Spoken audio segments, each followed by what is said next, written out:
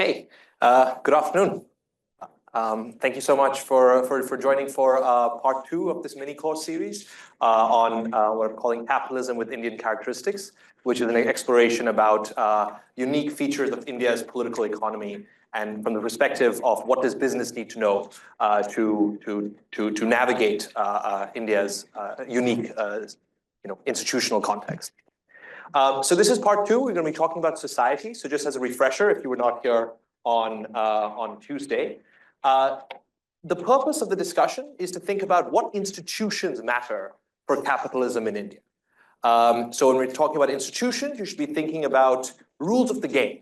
And again, when we're thinking rules of the game, what we really are thinking about is real rules of the game. So not just sort of formal, only in the rule book, but actually sort of, in practice rules that explain how economies operate and behave. And so, the argument that I was making was that if we're trying to understand the rules of the market, well, the rules of the market are simply a function of the rules of the state, the formal rules of the state, and the informal rules of society. And so the rules of the state and rules of society, these map on loosely to thinking about formal rules and informal, formal institutions and informal institutions. So in the previous session, we talked about the formal institutions of the state. So the specific institutions we talked about were federalism. We talked about elections in India. We talked about the bureaucracy, and the idea here was there's a lot of ingredients that lead to instability and volatility. So sort of a competitive federalism between states and the center, constant electioneering around the country. It's sort of reasons for volatility and instability. But then the bureaucracy sort of acts as an antidote to that. It has more permanence and continuity that businesses can sort of lean on, but it brings it with its own risks. Today, we're going to be talking about the next part, which is society. And it's going to be a little bit different. So I'm not going to be plucking out features of society that I think business needs to be aware of. It's going to be a little bit different than that. It's going to be more about the lived reality of how business operates in India and the social rules that business follows in operating in India. And so, we'll talk more specifically about it, but it's going to be less about what business needs to manage and more about how it gets done. So specifically, I'm going to be talking about the informal institutions that structure India's society. We're going to be talking about ethnic groups specifically, the caste system, which I'm sure everyone is very familiar with. We're going to sort of dig into that a little bit. We're going to ask the question about how does that matter for economic development broadly? And then specifically, what imprint does that leave on how businesses operate in corporate India today? So let's jump right into it. Let's ask the question, okay, so we're going to go into the informal institutions first. And we're going to ask the question, why should we actually think about informal institutions in the first place? Well, one thing that we know when we're talking about emerging markets is, emerging markets, they sort of generally suffer from inadequately developed formal institutions. And so what does this really mean? From a rules of the game perspective, the idea is, okay, you might have a formal rule that says if you want a loan, you go to the bank. But if the bank is not going to give you a loan, it really doesn't do much for you if that is the formal expectation.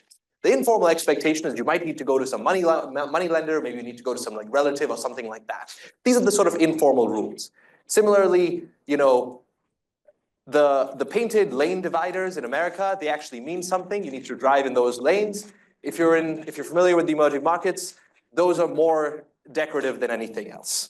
Sort of informal rules and formal rules. And so it's important to look at informal rules because they can help fill in the gaps left behind by inadequately developed formal institutions. That's the instinct here. So Tarun Khanna, if you guys are sort of in MBA curriculum and whatever, I'm sure you've come across and you've studied stuff on emerging markets. Tarun Khanna at Harvard Business School, he's got a body of work which talks about what is called institutional voids. And so the idea is that there are, well, what are these inadequate sort of formal institutions? Well, maybe something about financing opportunities, inadequate access to finance, contract enforcement in general, sort of sluggish court system, inadequate training of the workforce. There's sort of all these sort of formal failings of the state that need to be filled in. And Tarun, I guess, calls it these institutional voids. Political scientists quibble a little bit with that terminology because from our perspective, we're like, well, it's not a void. It isn't like an absence of institution. It's just a different institution. And indeed, in Tarun's own work, the idea is that, okay, so this is just a small graph I just showed you here. These are, the World Bank does an enterprise survey where they ask firms, what are some of the biggest challenges and obstacles to growth? And you can kind of just see in India, the biggest thing that pops out is access to finance, which is one of the biggest obstacles over here. So how do you solve this if you sort of have these like institutional voids? Well, Tarun's own work actually talks about personal networks. So relational contracting, so there's a big discussion about why do you see these business groups, these diversified business groups that exist all across the developing world and emerging markets? Well, what's happening over there is that you have these independent businesses that are sort of connected through informal networks of communication, and then which then get formalized over time through sort of interlocking boards and common ownership and things like that. But first, these companies are sort of linked informally and then formalized.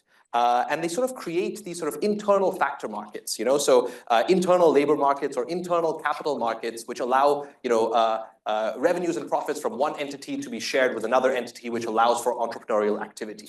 And so this is the sort of solution, a relational-based solution to the question of how do you overcome failing formal institutions? Okay. So I guess you can say, so we know that business groups, of course, create these internal factor markets. Of course, also in emerging markets, we kind of have a sense that corruption is a little bit endemic. So having connections to political actors as well, either bureaucrats or politicians, can also help grease the wheel. None of this is very surprising. If I was to tell you that, in emerging markets, connections matter, of course, where doesn't it matter in the world? In fact, there's a whole cottage industry especially in finance, which looks at sort of what happens, what happens to companies where they're sort of like politically connected patron, something happens to them. So one of my favorite papers sort of looks at what happens in Indonesia when the then sort of leader Suharto was there were rumors of his ill health, and then you sort of had the stock price of the companies that were known to be connected sort of took a big plunge, right? So this is sort of like well known, sort of like the valuing political connections. You can actually do that sort of contemporaneously, sort of looking at the stock markets. So that's in emerging markets. This is also a thing that happens, let me go and say, in developed markets as well. We sort of know from, in 2008, Tim Geithner was appointed to the U.S. Treasury, and sort of bank stocks that were connected to him, through his time at Citi, I guess sort of like rallied as a response as well. So we know that connections matter. It's not really a surprise to say that connections matter. I have some work that looks at how connections matter as well. The question perhaps is more about what kinds of connections matter, how do connections matter? These are the sort of questions that I think might be a little bit more interesting for us to delve into. Now, I will say that the research that we tend to consume, and honestly that we tend to produce as well as academics, tends to focus a lot on personalized connections. My connection to Suharto, something like that. My connection to Tim Geithner, something like that. Maybe it's something about like a friend goes to college with a politician or something like that, right? These personalized connections. But I think what I want to talk about is actually something a bit more diffuse, which is more about social connections, sort of diffuse socialized connections that exist in the Indian context. So for this, I want to talk about one thing that, what makes India hard to govern is a question that we have been thinking about since India's independence and maybe even before India's independence. In fact, political scientists, political theorists have been scratching their heads asking, why does India survive? I was having a conversation with someone after the talk on Tuesday as well, which said, it's actually quite a miracle that India, with its intense divisions that exist within it, has managed to survive 75 years and more since independence. In fact, sort of in 1957, in 1967, if you go back and look at the New York Times, the Economist, whatever, there's tons of op-ed pages being like, time is nigh. I give it 5 years, And Robert Dahl, he's sort of a famous political scientist, and he's got this really excellent essay, which is called An Improbable Democracy. And it's worth just sort of reading, which says, it is really improbable that India could sustain its democratic institutions. Indians are divided amongst themselves along more lines than any country in the world. These include caste, class, religion, region, infinite subdivisions in between. And I think this is the problem, right? When we talk a lot in today's climate about how diversity is a strength. When it comes to building a state, sometimes that can actually be a problem. And we sort of know this as well. You talk to a lot of people, and I think there's a sense that homogeneity makes it easier for governance. You look at the Nordic countries. You might look at like Korea, Japan, China. What allowed these countries to experience sort of high growth, and sort of the ethnic homogeneity is one piece of the pie that is sort of at least cited to. So we can say that India is a very ethnically divided nation. We have all these sort of divisions here. It might be worth just thinking about what does that actually mean to say ethnic divisions. Now, when political scientists talk about ethnic divisions or ethnicities in general, it's a little bit different from how normal people talk about it. I think when normal people, when we're talking about it, we sort of think about ethnicity as like race, roughly. But I think for political scientists and social scientists more generally, ethnic groups really just mean sort of distinct communities that people are born into, and that share certain cohesive factors, something language, practices, habits, things like that. And so these ethnic groups are sort of these like unique, distinct groupings that are defined in opposition to other groups. And so when you say that India has sort of a lot of ethnic diversity, the idea is that there is sort of like, there is shared values, customs, practices within group, and then not shared practices, customs, values, sort of going from one group to the other. And this is what promotes people to say about India, that India is what is called a low trust society. And so what does that kind of mean? It means that when you have sort of like shared values, that allows you to trust other people within that group. But when you have so many different ethnic divisions, then it actually makes it very difficult. You meet someone else on the road, you actually might have low trust for them because they're sort of not within your sort of shared values and customs and practices. So the World Value Survey tries to sort of formalize this thinking a little bit. And for many waves, going back to the 80s, actually, they've been asking people around the world, a set of standardized questions, trying to elicit questions of values and trust and things like that. One thing that you can do is you can ask people, to what extent do you generally trust people? And what you'll notice is that India is a very low trust society. Compared to the sort of global averages, Indians are more likely to say that they generally need to be careful when talking about other people. And they also think that generally people cannot be trusted, is sort of like, answers that Indians are more likely to say. Now, that is the general story. What about within your ethnic group? So as a proxy for this, you can sort of ask the question about how much do you trust your neighbors? And the reason why you can do that is because in India, when you have sort of these many ethnic fractionalizations, you actually do tend to see a lot of clustering residentially. So ethnic groups are very likely to live next to each other. So you can ask the question, how much do you trust your neighbor? And it's actually the opposite story in India. So yes, we call it low trust society, but that's the general story. Within your community, there's actually quite a lot of trust. So compared to the global averages, Indians tend to not be mistrustful of their neighbors, and in fact tend to trust completely their neighbors. And so this is a sort of duality of sort of high intra-group trust and low inter-group trust, which sort of defines what we should be thinking about when we're thinking about the social structure in India today. Okay. So if we're asking the question, why should we look at informal institutions? Well, the answer is you do this so that you can actually try to figure out where does trust reside. And the answer is trust sort of is monopolized by these ethnic enclaves. Okay, so a lot of countries around the world have different like ethnic groupings. What's so surprising here? We're going to talk a little bit more specifically about the particular type that we see in India, which is the caste system. Right? So the caste system is a tiered system of social organization.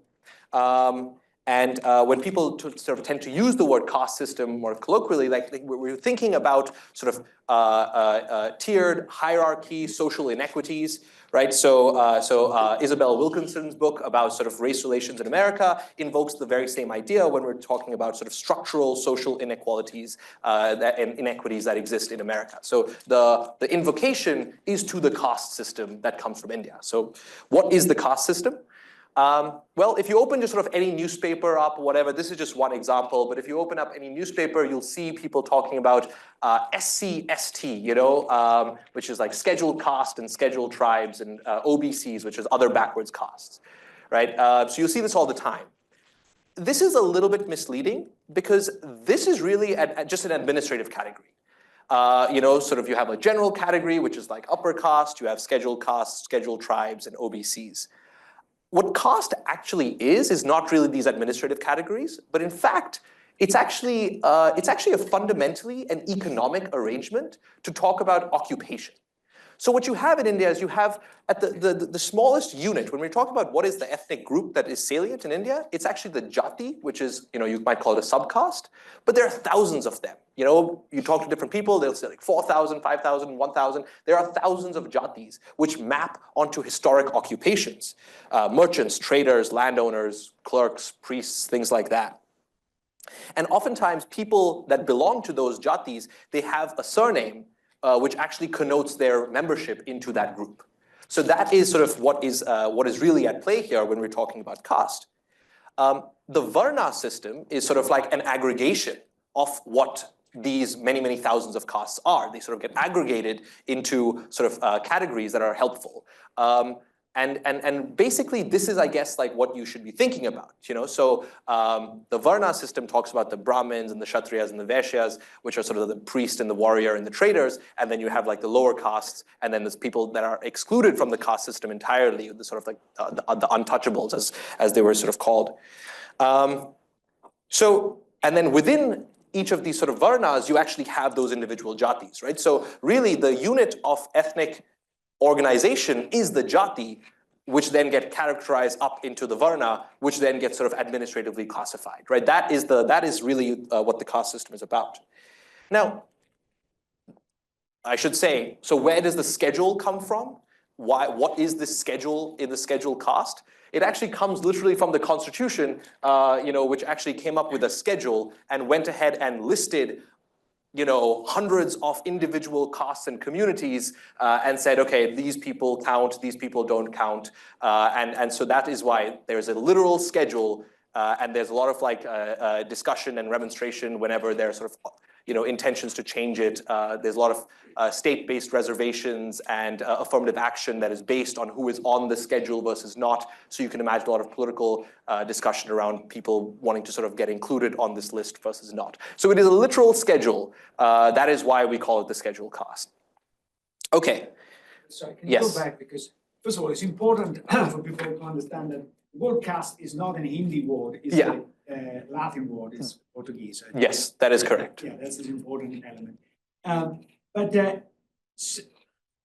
in real life, what really matters, because there was a time, I don't know whether it's still the case, but there's a time where the Brahmin would not stay in the same room with the Dalit even in the class. Yeah. So what is the division that is really, because many of the jati, the distinction is in the eye of the beholder. Probably is important for marriage, but is it important for other economic considerations? The fact that you cannot be in the same room, that's a pretty big deal. Yeah. Yes, absolutely. So we're going to come to this in just a second. So hopefully I'll answer your question. And if not, please, like we can talk more. But you're right. The way like these systems sort of sustain themselves is through having very low, just very high rates of endogamy. So like I think a recent poll found that maybe like under 5% of people were actually marrying outside of their like caste network. And so outside of their jati. Yes, that's right. And so it continues to sort of leave an imprint, and I'll show you some evidence for that now. Yes. How do you think of the interaction between caste and religion? Well, I shall show you. It intersects across religions as well, across other sets of identities as well. So a lot of religions actually came about as a response to the social inequities of the caste system, So Sikhism, for instance, is one, which was supposed a rejection of the caste system that was sort of dominant in India at the time. So Sikhism sort of came around the 1400s or so. And yet, when you actually poll Indians and you ask them, of different religious groups, what caste category do they belong to, they actually do find themselves putting themselves into different labels. And it's because caste is actually, it almost predates religion. People may convert from one religion to the next, but they actually do not shed their caste identity, and it is actually it's a much harder thing to shed as a result. So there is, of course, a relationship, but I think the point to take away here is that caste is a really sort of unshakable feature of the Indian sort of social context. Yeah. In institutional practice like this, though, is the relevant question what you identify with or what other people would identify you with? Well, I think it is both. Would this like map almost perfectly though? Like do we No, have probably data not. that shows that people's expectations are reflected in the views of the other? No, and in fact, the paper that I'm citing this from, it's actually talking about the difficulty of measuring caste in India, partially because there's no great the Indian state actually No objective truth. Yeah, it's actually very difficult to say. Okay. Okay. There was a British guy who tried, right? Yes, yeah, there's some debate about whether this is sort of externally imposed, like are these labels simply like a way to like map onto like a serfdom system, and because it's very convenient to be like, oh, knights and serfs and lords. There's some debate about whether that's true or not. So anyways, happy to discuss. Okay, so the key thing is that caste sort of like continues to dominate social life. We know a lot about how caste maps onto Indian politics. That's not what this talk is going to be about, but happy to talk about that in the future. But basically, a lot of political parties have formed and forged to actually represent interests of particular caste groupings. So the question is, how does this matter for economic development, and then how does it matter for business? So let's talk about how this matters for economic development. Well, what we're thinking about is, these are, when you have sort of circles of trust that are built around these particular ethnic groups, they tend to then sort of become units of economic activity. That's sort of where a lot of economic activity happens. So at the individual level, individuals that belong to certain caste communities, they have access to sort of these social insurance networks and sort of, so in absence of a well-designed welfare state, communities will actually have a social insurance system, which acts in a very sort of real way that, if individuals within that community have received sudden windfall of, some kind of like revenue, some sale or something like that, if they've fallen on good times, there's an implicit tax within the community that you have to sort of be helping out those who have fallen on bad times as well. This is a sort of a social insurance that you have access to.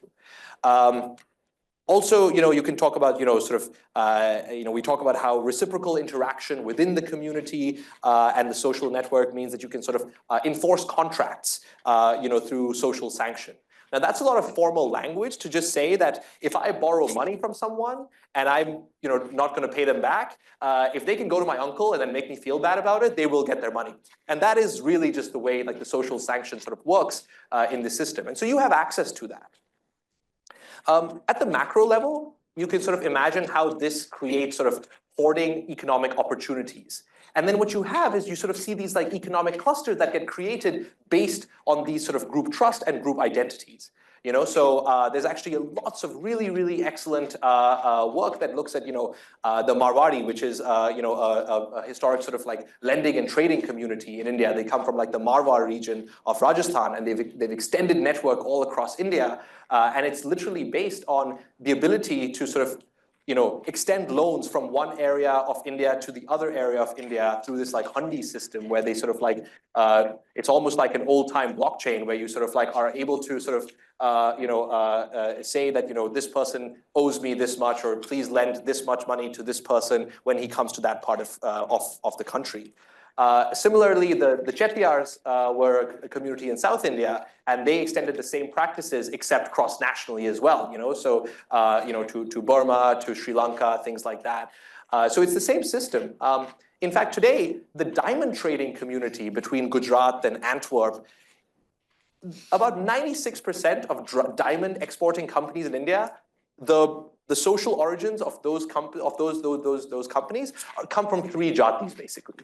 So it is really quite a staggering statement. I mean, you can even see that in America today. I mean, like, if you look at like who runs the motels in America as well, it's like largely come from like one community, the Patels. You know, so this isn't surprising, but you can see that the imprint sort of continues. These are just some books. Yeah. Sorry. Question for you on the micro level. Yeah. Curious if any of your studies or research have delved into the Kirana system or like the convenience stores Yeah. in India and like the lending that occurs there, and if any of that's disrupted by like the micro delivery systems like Blinkit and all that. Yeah, honestly, so my co-author actually works specifically on Kirana store lending, and sort of like it is a question of like, who do you give a loan to? So the Kirana stores in India are just sort of like mom and pop sort of bodegas, basically. You can think about them, much smaller than that actually, and they basically run on credit. You know, and literally like sort of registers that, you know, people come in and then sort of like, you know, it's like short-term credit basically is like how they run on. And there's a question of like who do you trust to extend credit for? And there's a lot of sort of like who you know. And actually work that my co-author has sort of been doing shows that it is sort of people in your network, people that you have sort of like 1 or 2 degrees away from, you are more likely to extend credit to in that way. But yeah, I think there's good questions about what can we expect moving forward when you have a more sort of like India's e-commerce system is sort of very, it's dynamic, and there are questions to be had about, to be asked about whether this level of sort of social trust as the lubricant of credit, do you still need that moving forward? I think that's an important question that we don't really know the answer to as yet. Just sharing some works here, which I found really fascinating, which talks specifically about how business communities have formed in India, both historically and contemporaneously today, around questions of this, you know, using sort of community trust to create these sort of like these ventures. So some things that I might recommend. Okay, so there are obviously some downsides as well. It's not just a great thing, you know, like, wow, okay, I have access to social insurance, fantastic. Well, there are also sort of downsides. So one obvious downside when we're talking about the macro is, well, it's hard to break in if you are not a member of that community, right? In sort of somewhat technical language, you can talk about how interest rates for in-group entrepreneurs are likely to be lower than the interest rate for out-group entrepreneurs, which means it has probably a distorting effect on overall levels of productivity because capital is not reaching sort of talent appropriately. Yes. It's a lot about, you know, happens when society to become wealthier. What happens to these sort of networks over time, and what replaces it? Because there's, of course, a lot of economic advantage to be had from these sort of networks. Yeah. But over time, India's modernizing, things are changing, right? So what is going to fill that void? Have you like come across any work or in your own work? Yeah, and actually, let me come back to that. I'm going to talk about like what it means for business, and I'm going to be talking specifically about family businesses, because there's a big debate about what should you expect from an economy that is dominated by family businesses as sort of economic structures change, you know, as sort of like markets develop, as sort of like we see more digitization, what can you expect moving forward? I think it's an open question, and I'm happy to just like talk about that. Very quickly, yeah. Related to that, one might also think about how class interacts with caste. Yeah. So, you know, as you go up the ranks, you get wealthier, are these kind of networks as important to business as, you know, what you're right? I think that is a fantastic point. And in fact, I would say that as India has become wealthier, last time we talked about the great sort of liberalization that took place in the 1990s in India. It sort of changed the calculation of what mattered a little bit. So in a pre-liberalization phase in India, where you had more of a socialist impulse, doing business was a bit of a dirty word. And doing business has always sort of like been allocated to people based on these sort of like pre-existing social categories.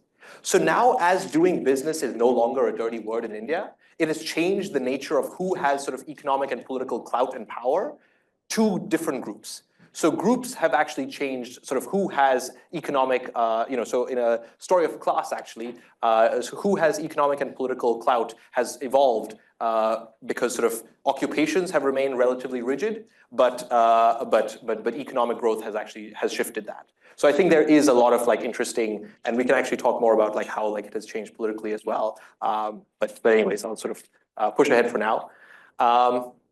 Okay. So in the macro sense, we know that some of the downsides are that it's hard to break into like existing networks. On the micro side, it can also mean that you actually are discouraged from risk taking. So some pretty fantastic work by Kaivan Munshi and Rosenzweig at Yale have actually done some very interesting work looking at the caste system and like how it actually creates barriers. So if you are a part of a social insurance network, if you have one of your family members decides to sort of go to the city, if you're like in a rural area and you're sort of someone in your community in your family decides to go to the city, it has actually reduced the likelihood that you can be persuaded to like pay back. Because if someone has run away to the city, the odds that like, your uncle can sort of give you a call and say, come back and pay this person back has actually gone down a little bit. Which means for the people left behind in the village, it's actually kind of bad, because if I want access to social insurance, but my son has run away to the city, it actually means me as a family unit, I'm actually going to suffer and sort of be unable to access that kind of social insurance. And so it actually produces an incentive for people not to take opportunities, in an urban area away, and it actually produces kind of macro phenomena like you see a very persistent rural-urban gap in India, which is actually surprising compared to other countries in sort of developmentally speaking. And so there are basically there are benefits, but there are also downsides to the same story. Okay, so how does this matter for business, broadly speaking? Well, I'm going to say two things here. I'm going to say one, that co-ethnic biases continue to persist even in today's modern corporate India, sort of India incorporated that we think about. And two, it actually has an effect of sustaining an economy of family businesses, which then has its independent effect on what you can think about when you're thinking about dynamism of an economy, broadly speaking. So how does co-ethnicity matter for businesses in general? I mean, not very surprising stories. If you're familiar with sort of the economics, political science literature, you're very familiar with how loan officers are more likely to make loans to someone who belongs to their sort of like social category, their ethnic group. There's actually some very fantastic work that I really do recommend, which shows how when a political party or when a politician comes to power after a certain election, you're more likely to see entrepreneurship happening in that area. And who are the entrepreneurs? Well, they're the people that belong to the same sort of social group as the politician as well, right? So there's a sense of social license that takes place when you have a political authority or patron that has come to power. So that really matters. It matters for sort of entrepreneurship. Board composition.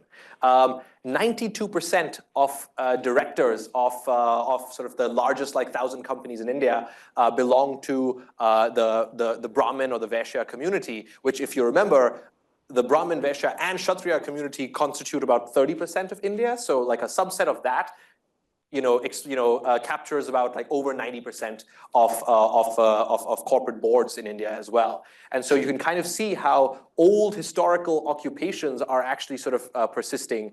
At least you can say that about the merchant community or the Vaishya.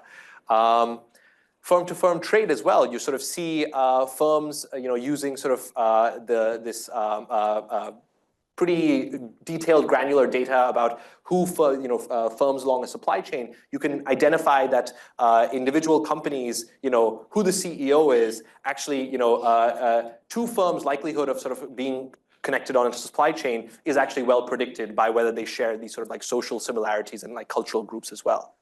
So you can look at all this and say, okay, that's really bad, of course, but you could also say, oh, but maybe it's a story of information flow, right? It's just you can trust the information better. Maybe when you actually have someone within your social circle, you actually have better information gleaning, right? So like the access to loans, you actually are able to tell the credit quality of someone because they're sort of like within your social circle. Okay, fine. So maybe this isn't a story of prejudice as much as it is a story of just better information flow. A really cool paper that has just come out recently, or a working paper is out by this person, Soumitra Shukla, looks at hiring decisions. And these are sort of top American, European firms that are going to top Indian universities to hire. And he sort of breaks down the different steps of the process. So at what stage will a hiring manager learn what caste or category the applicant belongs to. And then you can kind of see like what that does to the likelihood of receiving a job and like the pay scale that comes afterwards. And what you'll see is that basically along the first few stages of the application, there's an aptitude test, there's some group debates. Basically, until the information is not clear who belongs to what category, there's actually no difference between like these two sets of people and their like ultimate like job opportunities. But as soon as information is shared, you'll see it sort of coming out in the offer letter. And to make the point even clearer, one thing that is very cool is, again, as we talked about, some names are actually very clearly mapped onto certain caste categories versus others. So what you can do is you can actually distinguish between individuals who have clearly identifiable caste monikers versus not. And what you will find is that basically simply at the aptitude test level, right? So there's no difference at the application stage, and literally the very first stage of filtering, as soon as people sort of come to know like what caste category people belong to, you sort of see like the prejudice taking place in hiring decisions. And so there is, I guess the point that I'm trying to just make is that, look, this is this continues to exist even in sort of modern corporate India today. It also, I think, yes. Yeah, just to be clear, the gray doesn't include the informative name, or it's incorporating the informative? No, it is uninformative. Yeah, it's sort of like, you don't know, and then you do know. Yeah, that's correct, yeah. Okay, so this is sort of like in one way, right? The other way that I'm gonna say that it actually matters as well is that India is an economy where you have about 80–90% of businesses are actually family businesses in India. So there's a system of family capitalism. And the story that I would like to say is that family businesses, why do you see family businesses emerge and sustain in India's economy? I think my hypothesis is that family businesses, you should really think about them as a sort of a complementary technology that sort of complements what is the dominant social structure, which is this sort of kinship network. So again, if you guys are sort of like MBA students or whatever, if you've taken sort of like strategy, sort of different views of the firm, and agency-based theories, resource-based theories. When we talk about family businesses, we tend to think about what are the unique resources and advantages that family businesses have. And what we talk about is ability to tap into broader, diffuse social kinship networks. So family businesses, they're described as having sort of a very long-term horizon. They sort of like trade their reputation, using trust. So sort of they put their family name on top of the company's masthead as a way of sort of like staking their reputation on the company. These are all features and phenomena which go very nicely with what I've described so far as the economics of how caste systems sort of like work. Kinship networks, social insurance provision, access to credit, all these things work very nicely with family businesses. Family businesses are, of course, ubiquitous around the world. In India, this number of like the share of the largest firms under family control is probably closer to 80% or so. And the point that I'm trying to make over here is, okay, so the kinship, the nature of India's society encourages family businesses to emerge and persist. And now what I'm going to tell you is that actually has sort of consequences on political economy and economic dynamism, broadly speaking. So one thing that we know, so there's some really great literature in the World Management Survey, which actually tries to understand, how important is management to company success and then countries' development outcomes as well. And I think it's in the interest of any MBA student to find that there is an effect of management because you're paying top dollar for this education. And I think they do find that management is in fact very important to explain productivity of firms and also sort of like macro productivity of an economy. What we also find is that family businesses are systematically least likely to have good management performance. And the reason is you're sort of, it's multifarious, there are many sort of reasons here, but a big one is that you are typically choosing successors based on kinship networks and sort of your family ties more so than talent. And so there's a classic sort of phrase about, like first generation builds it, whatever, like the second generation grows it, the third generation like, whittles it away. That sort of comes from the fact that, managerial genes do not necessarily pass on from one generation to the next. And so when you are, family businesses tend to be mismanaged partially for this reason. And so if we know that management matters for company success and then countries' development outcomes, then having an economy filled with family businesses means that you're sort of more likely to get sort of mismanaged firms, or they also tend to sort of like grow more slowly. So this is something about economic dynamism, broadly speaking. And again, this kind of comes from a number of different channels and mechanisms. But one interesting way is to think about delegations. So a big problem within family businesses is who to trust in order to delegate.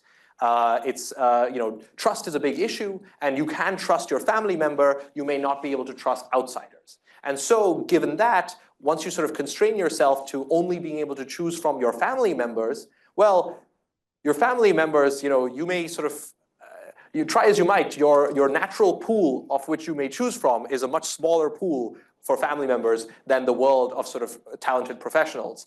And so you will end up sort of, your choice pool might be more limited. And so that might actually mean you will end up being able to hire fewer managers, which then means you will sort of end up sort of like entering fewer new ventures. And that means that there's a natural limit to how much you can actually grow. Similarly, that's like sort of an economic explanation. It might just be something more simple that, family businesses are more interested in staying for the long run rather than sort of like taking on new growth opportunities. And so all that sort of produces sort of, a story of sort of constrained business dynamism more broadly. In some work that I've done, I've shown how family businesses often blend, the individual versus the corporate entity. And so what you end up finding is that political activity of these family businesses oftentimes look like the political activities of just the individuals behind it, right? So you have very little accountability on the corporate board, and so you're sort of the CEO of a family business is sort of able to express their like personal whims and fancies in this political system as well. And why do we care about that? Well, we kind of tend to think that businesses have a channel, a lever to hold politics and policymakers accountable. But when you have individuals thinking about, their politics based on whatever they might be interested in, as opposed to necessarily the bottom line of their businesses, that kind of changes the dynamics of accountability for business and politics as well. So what can we expect moving forward? I'm just going to end briefly by talking about, so it is an open question about whether family businesses, this nature of ethnic capitalism that I've described, is going to continue moving forward or not. I think a number of questions have already sort of pointed to the fact that India has sort of very quickly fast-changing economic dynamism. There's digitization, you have sort of like more deeper and deeper sort of like equity markets, debt markets are developing. When you have sort of formal institutions are developing, what will happen to the informal institutions that we have been talking about today? It's an open question, and I think there are sort of two schools of thought. One school of thought says that these informal systems are simply responses, they are simply fixes to inadequate formal systems, which means once you fix the formal system, these things should go away, which means you should see fewer family firms. And certainly with the story of the West has been a decline of family capitalism in favor of more formalized systems and, of promotion and professionalization.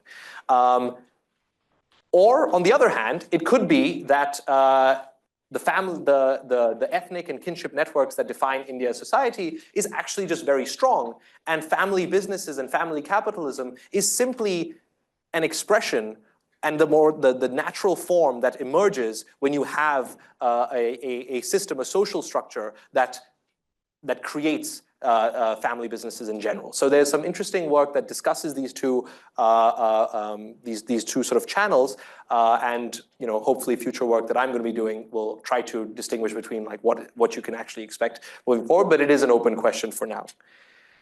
Okay, so just to summarize, and then we'll take some questions. Much like last time, we just talked about what are some of the big takeaways. Again, this is less so about what businesses need to know to manage, the social structure, and more how does business, sort of what is the vernacular of business in India is the question. And the point that I'm trying to make here is that you need to pay attention to the structure of society, recognize the role of caste and different ethnic divisions that might sort of dominate.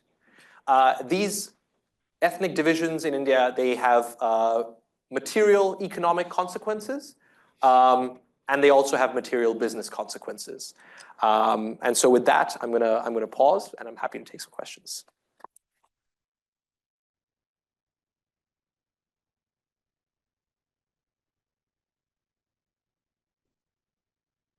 Yes. So yeah, I think it was about like when you're discussing the economic development consequences of castes, and I think there was a research paper by Raj Chetty and Eric Zwick and co-authors like would said that most of the entrepreneurial class, even in like developed societies, come from like a very segmented race and like Yeah. also wealth levels. I would imagine whether that persists or if you have seen any work in India where you see this, there's differential social upward mobility because you talked about like low trust. So you have a lot of like banking and financial intermediation, which is collateral based, and who holds collateral also goes back to Correct. this, inequalities which persisted from before. So Yeah. So I mean, I think there's sort of definitely attempts to change that. Sort of there's like work on Dalit entrepreneurship and trying to make sort of credit available to historically disadvantaged and sort of like people who have not had access to the sort of formal lending institutions and other sort of like factor market institutions. I'm not exactly sure whether this is changing that much, I would say. I think the reason is that I think a lot of the times, and you can correct me, like what the Chetty paper is talking specifically about, but as I understand, it's sort of it's about when opportunities are hoarded by class, you can sort of like create access, you can sort of like try to democratize access to certain class groups, and then like in a generation, you might have sort of intergenerational mobility. There tends to be sort of much less intergenerational mobility in India, is I think the conclusion from some work, I think by like Paul Novosad and others who look at this. And the reason for it, in fact, and it does break down by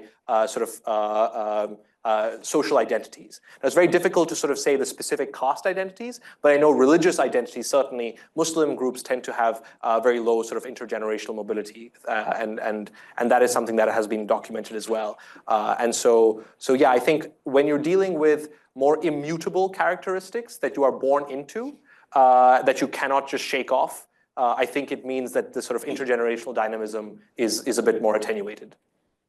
Yeah. Yes. Do you have any research or anything specific about how the state might try to influence whether or not there's family capitalism versus international capitalism versus its own form of national capitalism? That's interesting. So I mean, I think there is a lot. I think the state definitely has its views on like what kind. I think it definitely hinges on the sort of national versus international capitalism. I think as far as a view on family capitalism necessarily goes, I think that is less prominent in those discussions. And I think it is just sort of a background fact of firms in India. And I think political parties, so separating between like the government and like political parties, but I think political parties certainly benefit from having family capitalism because you can sort of develop those ties based on richer personal networks and shared values and customs rather than something like a quid pro quo, here's what I can get you. Yeah. I don't know if that answers the question. Okay. Yeah. You talked in the end about these two things that could happen, right? Going forward, that you could have these informal systems that sustain versus it gets replaced by the formal systems, right? But I can offer maybe something in the middle, right? That you sort of end up with a system where the key levers that make these informal systems work, for example, migration, right? Yeah. People migrate more, informal structures fall apart, but they don't get replaced by formal systems as fast. Yeah. And so you end up with something in the middle that could be much worse than being either all informal or formal. So what do you think of that? That's very interesting. And there is a lot of sort of internal migration that is like taking place in India as well. And so it would be, honestly, I think it's an interesting empirical question. It is something that my co-authors and I are attempting to research by using sort of multiple waves of like the economic census to try to figure out like how economic institutions have like developed and evolved, and like whether the familyness of capitalism at different locations have changed over time. But this is an interesting point that you're saying, because there's sort of like, as demographics shift as well, you might find yourself at like a different equilibrium or something like that. That's, yeah, I would love to chat more if you have some ideas of how to sort of, but I do think that's an empirical question. I think it's an important one as well. Is that a working paper? Can I go? No, it's just some R code right now. It will soon become a draft, and then I'll be sure to share it. Okay, yeah.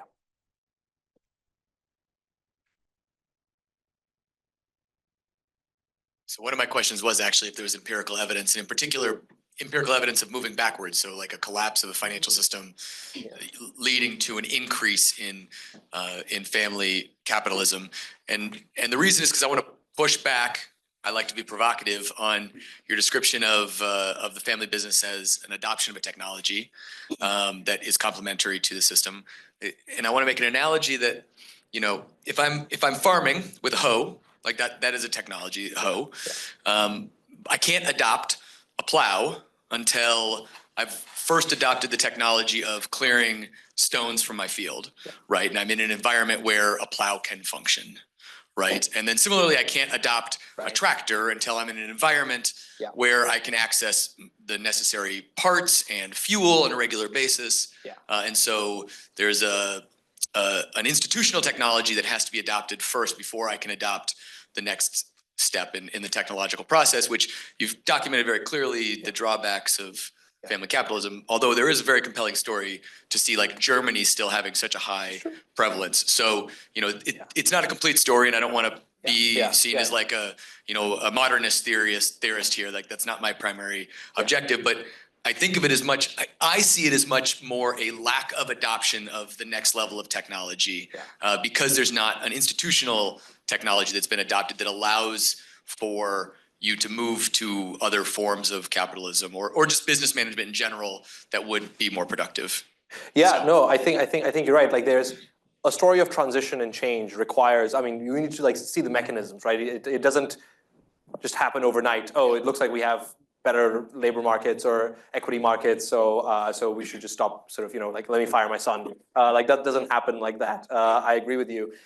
Honestly, I think one of an area of interest for me is to understand how this evolution happens. I kind of suspect family offices might be playing an interesting role in lubricating this change, because there's a question of like, okay, you know, family businesses oftentimes just persist because it's sort of like, well, this is like historically what you've been doing, and it's like a wealth preservation, you know, kind of a thing, you know. I think family offices are becoming increasingly popular, especially around Asia and Europe, especially in Asia.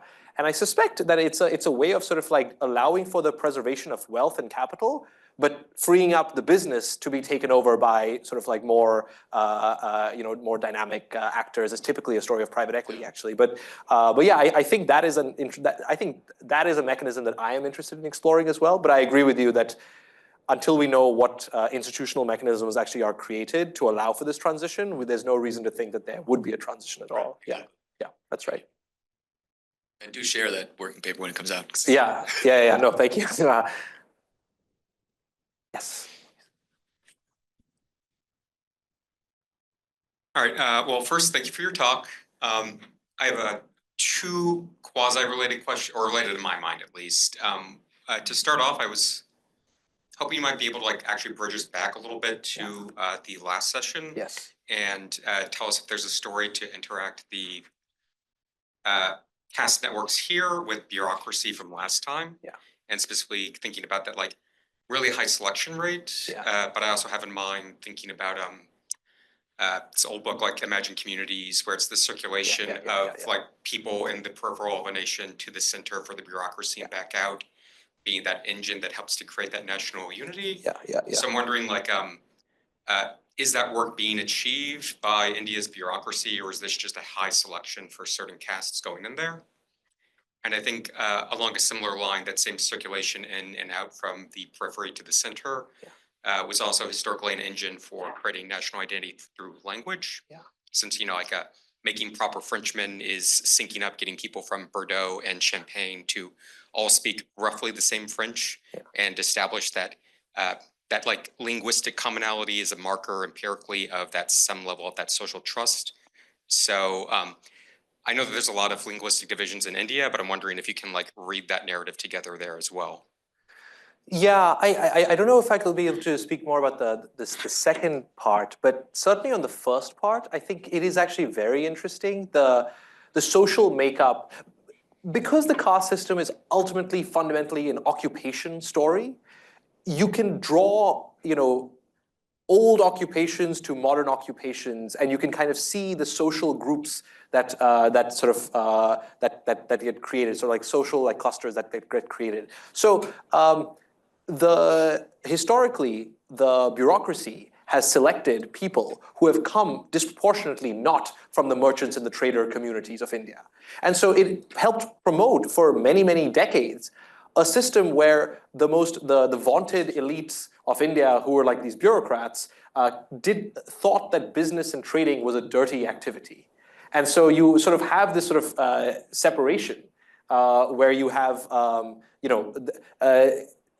think that is changing now. But if you look at accounts of like from the 60s and the 70s and all that, there was a lot of mistrust amongst bureaucrats and the upper echelons of the political party process, where there was a lot of mistrust of business and business communities as well. And I think part of the reason for that was that you didn't have the sort of the social mixing, because you just had like social segregation, and then the occupational roles were different in society as well.